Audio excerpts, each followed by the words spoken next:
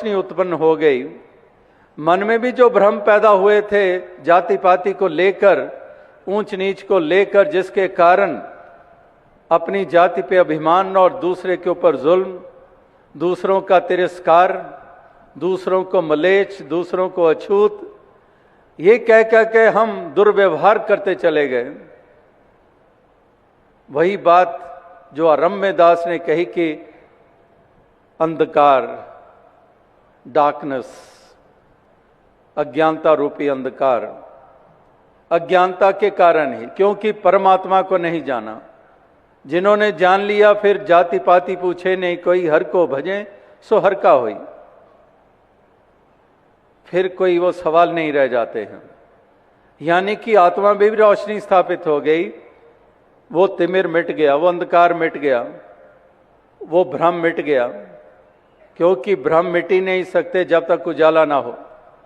अगर उजाला ना हो तो रस्सी भी सांप है, अगर उजाला हो जाता है तो ठीक ठीक नजर आ जाता है ये तो रस्सी है।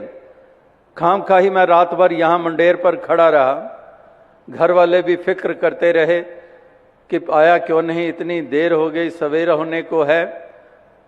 और जब सूर्य की पहली किरणें पड़ी और वही इंसान माथे पे हाथ मारता है कि इस पगडंडी पर रात भर खड़ा रहा कि ये सांप आगे सरके तो जाऊं, दाएं भी पानी बाएं भी पानी, और किरणें पड़ी सूर्य की तो देखता है तो रस्सी है। यानी कि उजाला हुआ तो वो सांप की जो मान्यता मानी हुई थी कि ये सांप है, वो भ्रम तभी तो मिटा। और भ्रम ने उसको बंधन में डाला हुआ था, बंधन में ही तो था। बेशक उसके पांव में कोई बेड़ियां नहीं थी, कोई पांव में जंजीर नहीं थी, कोई पांव में रस्सी से बांधा नहीं हुआ था कि वो आगे नहीं जा पा रहा है, कोई रस्सी कोई जंजीर नहीं थी, लेकिन फिर भी बंधन में। और बंधन का कारण भ्रम, और भ्रम का कारण अंधकार। तो इसीलिए महापुरुष कहते हैं कि मूल को पकड़ो, अंधकार मिटाओ। अंधकार अज्ञानता का मिटेगा तो भ्रम भी मिट जाएंगे, भ्रम मिटेंगे तो बंधनों से भी निजात मिल जाएगी। ये तेरे मेरे के सवाल, तोर मोर की जेवरी, बट बांधा संसार, एक कबीरा क्यों बंधे जाका नाम आधार।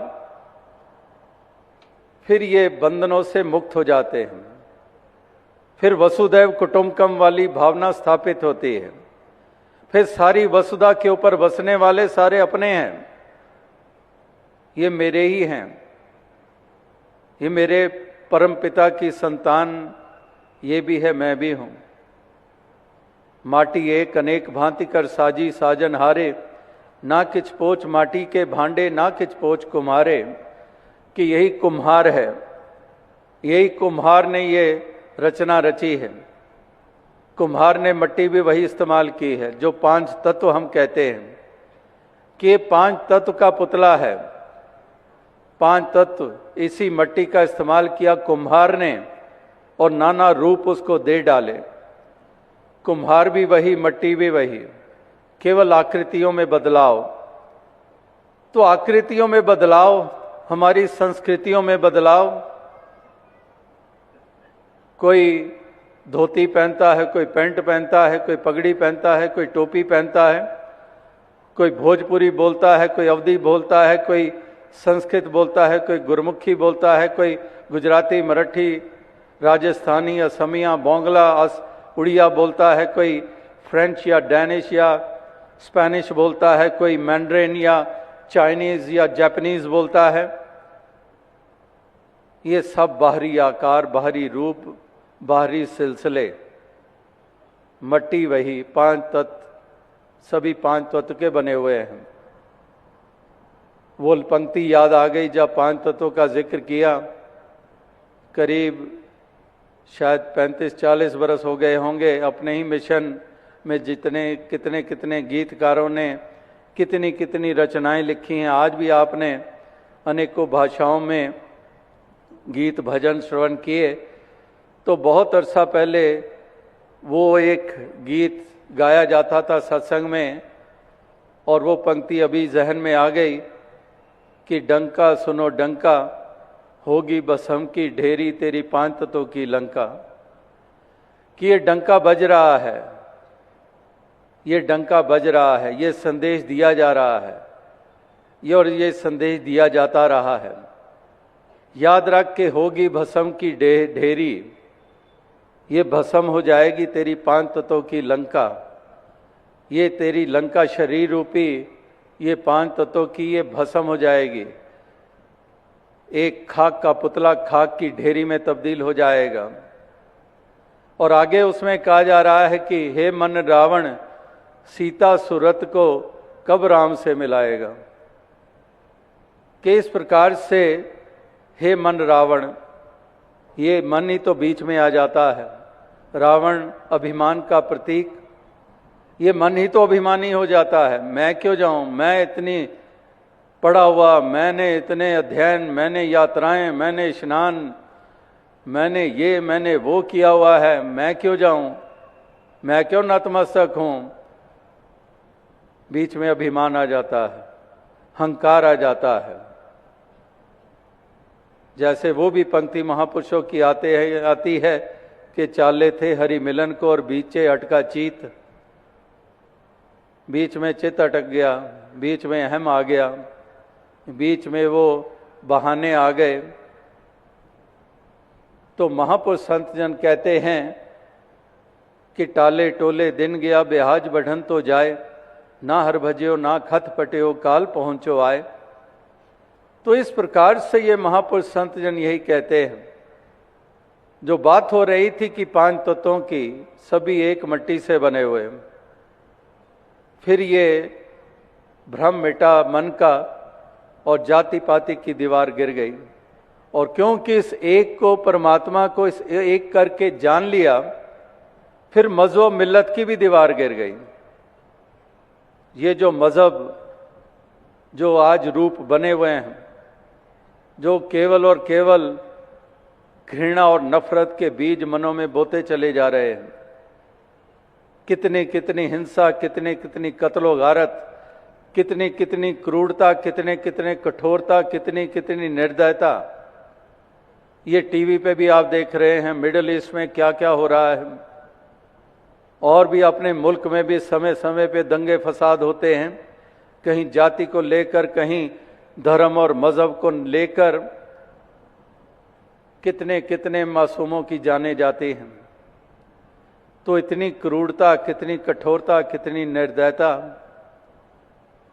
केवल इसलिए कि वो बोध नहीं है।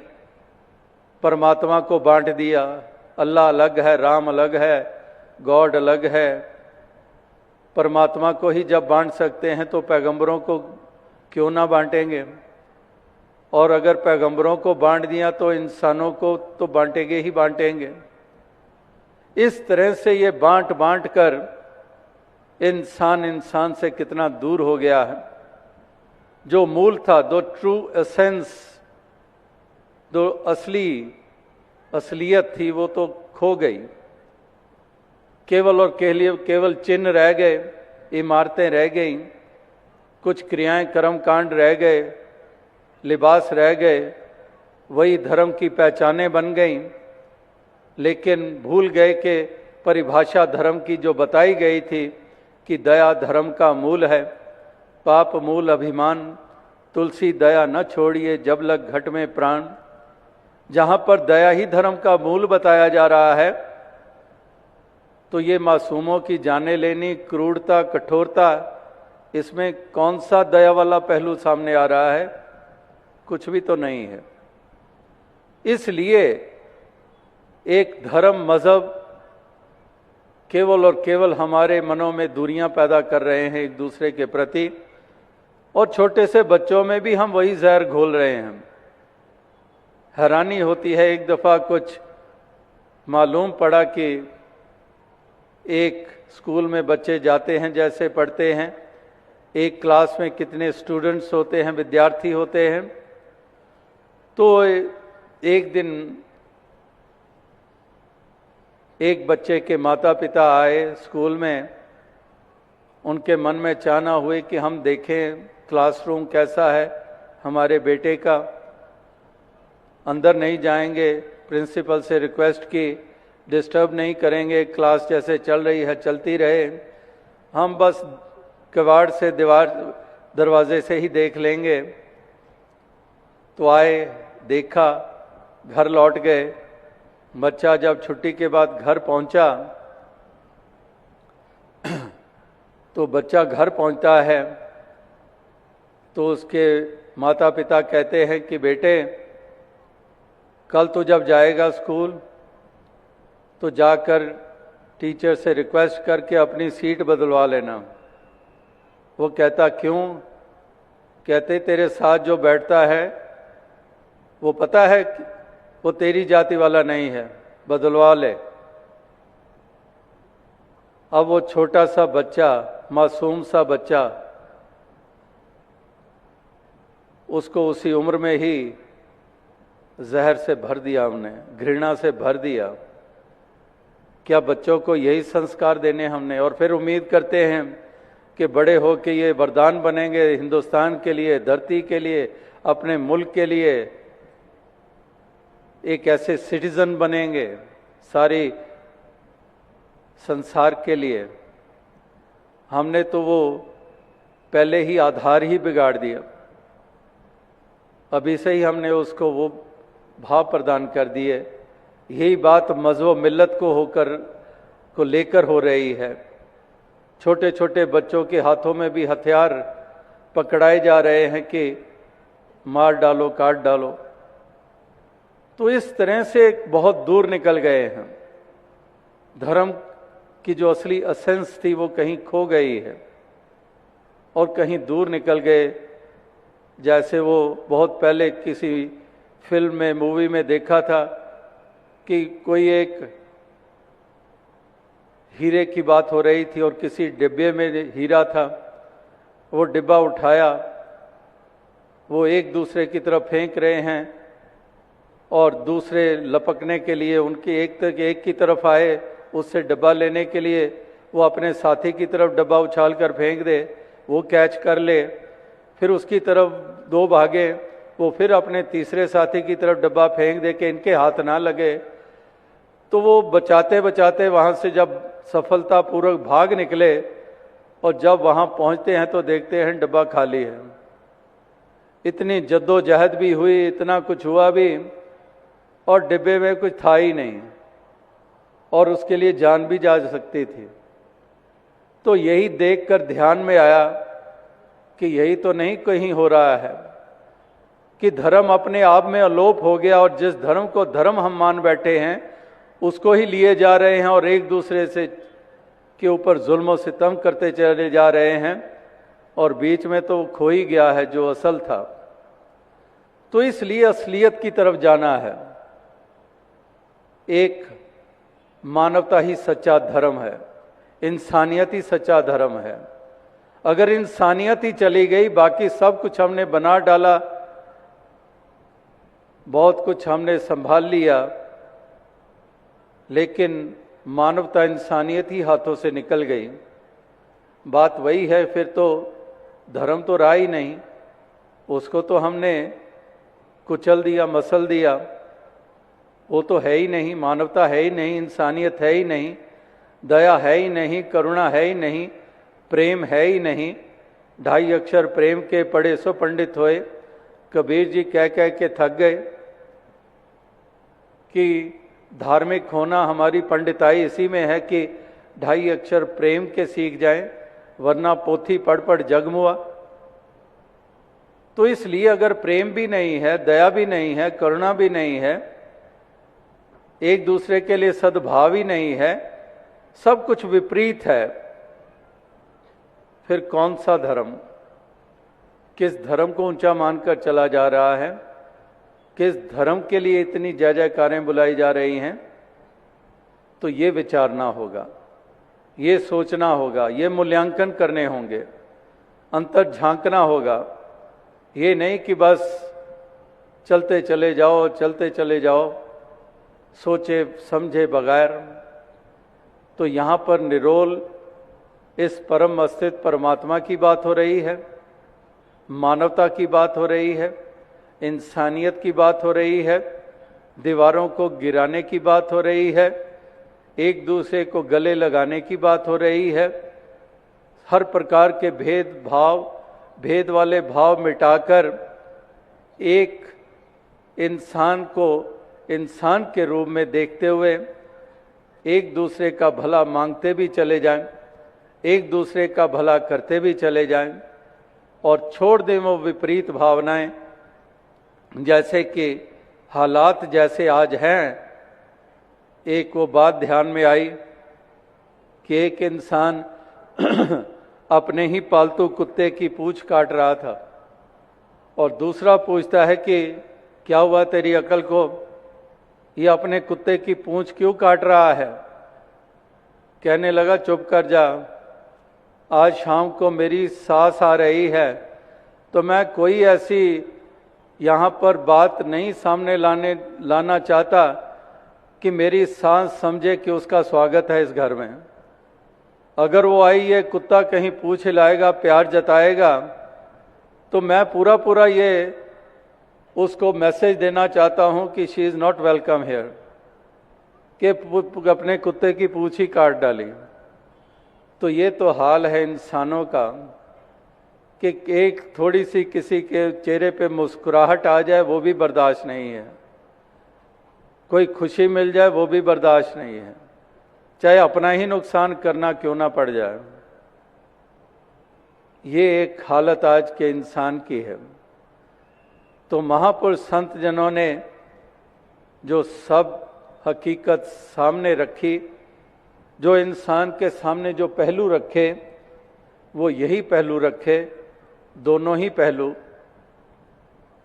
अंधकार वाला और उजाले वाला, प्यार वाला और नफरत वाला, विनम्रता वाला और अभिमान वाला, संकीर्णता वाला और विशालता वाला, गिले शिकवे और सबर संतोख वाला, ये दोनों ही पहलू हमारे सामने रखे और फिर कहा कि विवेक अगर जाग जाता है, अगर ये बोध हो जाता है, फिर सही चुनोगे। क्योंकि विजडम और विवेक जब जाग गया फिर सही चुनोगे, फिर सोच भी सही हो जाएगी, भाव भी सही हो जाएंगे, व्यवहार भी सही हो जाएंगे, फिर सही चुनोगे, जिसके कारण तुम्हारा भी भला, तुम्हारा भी यश और तुम औरों के लिए भी वरदान बन जाओगे, इस धरती के लिए तुम वरदान बन जाओगे। तो इस प्रकार से ये महापुरुष संत जनों की वाणी ये यही पुकार कर कह रही है, ज़रूरत है इसको समझने की, ज़रूरत है वो रियलाइजेशन करने की, ज़रूरत है इस हकीकत को समझने की और फिर इसी डगर पर चल निकलते हैं जो इस क्रांति के घटित हो जाने के बाद, ये क्रांति जब जीवन में घटित हो जाती है तो तब उसके बाद का सफ़र फिर वो वही होता है जो संतों भक्तों वाला होता है, जिनके लिए ना को बैरी ना ही बेगाना सगल संग हमको बनाई, जिनके लिए फिर कोई पराया कोई बेगाना नहीं होता है, जिनके लिए ये सच्ची दौलत ये नाम की दौलत है, ये दुनियावी दौलतों के लिए कहीं जुल्म सितम नहीं करते हैं, ये जान जाते हैं कि ये सारे ही अपने ही परिवार का अंग हैं, ये फिर किसी को के ऊपर जुल्म नहीं ढाते हैं, कोई भी कारणवश ये जुल्म नहीं ढाते हैं, किसी का तिरस्कार नहीं करते हैं। ये फिर केवल शाब्दिक नहीं कि सबका भला करो भगवान, सबका सब विधि हो कल्याण, ये केवल शाब्दिक प्रार्थना नहीं रह जाती है, फिर ये सही मायनों में इनकी वो भावना बन जाती है। क्योंकि सब अपने नज़र आ रहे हैं, इसलिए किसको पराया किसको बेगाना, किसके ऊपर जुल्म, ये भावना नहीं रहती है। तो आज ज़रूरत इन्हीं भावनाओं की है, चाहे झारखंड के वासी हैं, चाहे बिहार के वासी हैं, हिंदुस्तान के किसी प्रांत के वासी हैं, या फिर विश्व के किसी मुल्क के बाशिंदे हैं, पहाड़ों में रहने वाले हैं या रेगिस्तानी इलाकों में रहने वाले हैं, किसी टापू पे रहने वाले हैं या किन्हीं बस्तियों में रहने वाले हैं तो इंसान, तो हर इंसान की फितरत में ऐसा बदलाव आ जाए, ऐसी क्रांति घटित हो जाए, यही एक आस लिए हुए, यही प्रार्थनाएं लिए हुए आप सभी इस संत समागम के ऊपर उपस्थित हैं और अपने अपने जगह के ऊपर रहकर यही एक संदेश दिए जा रहे हैं कि वाकई ही मिशन का मकसद और मंतव्य केवल और केवल यही है, और कोई ना प्रलोभन दिए जाते हैं, ना कोई चमत्कारों की बातें यहाँ होती हैं। केवल और केवल स्टीक, केवल और केवल उस बिंदु के ऊपर केंद्रित होकर कि आत्मा का मकसद इस शरीर में आकर यही है जो पूरा करना, कि अपने मूल की पहचान करना, और लोक की रही बात जो यात्रा हम शारीरिक रूप में तय करते हैं, तो इस यात्रा को भी हम प्यार और प्रेम के साथ, मिलवर्तन के साथ तय करें, मिठास से तय करें, यानी कि लोक और परलोक दोनों को संवारने की, दोनों जहानों की बाजी जीतने की ही केवल यहाँ पर बात होती है। और यही मिशन का सादा सा रूप में ये मैसेज है हर इंसान, हर मानव के लिए, जो शुरू से संतों, महात्माओं, गुरु, पीर, पैगंबरों का रहा है।